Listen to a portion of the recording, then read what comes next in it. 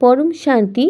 আমি এখন great G14 universe সম্পর্কে বলবো। G14 ইউনিভার্সের 3000 লেয়ার্স আছে আমাদের মাল্টিভার্সে। এই G14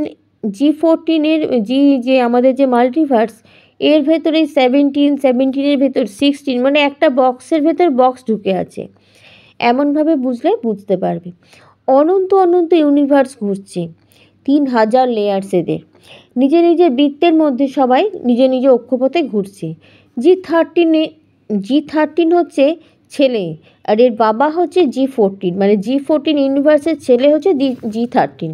আর এদের সিকিউরিটির মধ্যে আছে, মানে যারা এদেরকে দেখাশোনা করছে, 108 আত্মা, 16,000 আত্মা, 9,33,2,33,000,000 আত্মা, পরম প্রকৃতিরা, যারা এই G14দেরকে দেখাশোনা করে ইউনিভার্সদের।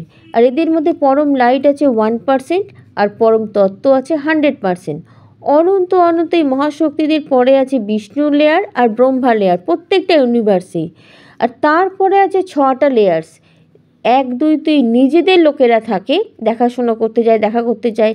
আর 4, 5, 6 ট্যুরিস্ট ট্রাভেলাররা, যারা অন্য ইউনিভার্স থেকে এখানে এসে থাকে, দেখাশোনা করে, যেমন আমরা বেড়াতে যাই, অন্য হোটেলে গিয়ে থাকি, সেরকম। আর এখানে বায়ুমণ্ডলে আছে 0.50 to 60 পরম লাইট, 50% to 60% পরম তত্ত্ব, আর 50% to 40% হচ্ছে 3 তত্ত্ব। 3000 লেয়ার্স এদের আছে। এদের পরম লাইট, পরম তত্ত্ব আর 3 তত্ত্ব আলাদা আলাদা এদের সব মাপ।